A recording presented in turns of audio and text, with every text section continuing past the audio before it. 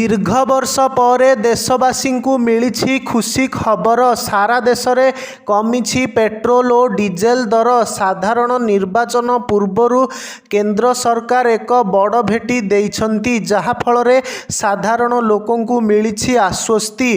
केवल केंद्र सरकार नुहे, राज्य सरकार मध्य राज्यवासी को बड़ आश्वस्तिकर खबर देइछंती। राज्य सरकार मध्य पेट्रोल और डीजेल दर में 5 टंका ह्रास करिछंती, जहाकु नहीं राज्य रे साधारण लोकों को एक आश्वस्ति मिली। आगामी लोकसभा निर्वाचन पूर्वर बीजेपी रो भजनलाल सरकार राजस्थानवासी को एक बड़ उपहार देइछंती। एबे राज्य रे पेट्रोल एवं डीजेल मूल्य रे आश्वस्ति मिली।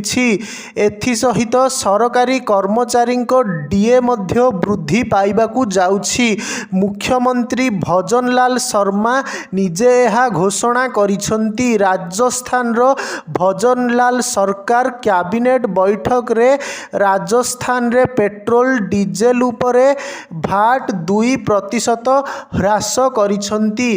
भाट 2% ह्रास हेतु पेट्रोल राज्य रे 1 टंका 40 रु 5 टंका 30 पैसा सस्ता हेबो। एथि सहित डीजेल 1 टंका 34 रु 4 टंका 85 पैसा सस्ता हेबो।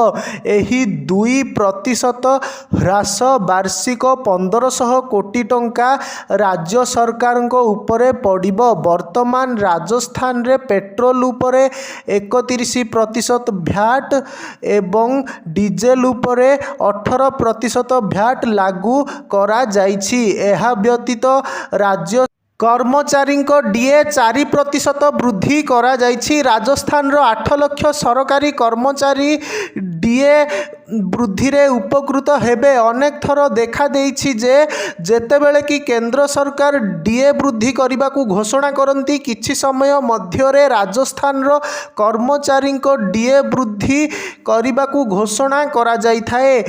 एथि सहित पूर्वर राजस्थान रे विधानसभा आचरण विधि समय रे अक्टोबर 31 रे डीए को 4% वृद्धि करा जाइतिला। पेट्रोल दर ह्रास घोषणा करी राजस्थान मुख्यमंत्री कहिछंती, होली पूर्वर राज्यवासी को एक बड़ उपहार देबा पूर्वर आम सरकार पेट्रोल रो मूल्य 1 टंका 40 पैसा वृद्धि करिछंती। पेट्रोल लिटर पिछा 5 टंका 30 एवं डीजेल उपरे 4 टंका 85 पैसा लिटर पिछा दर कमाई छंती।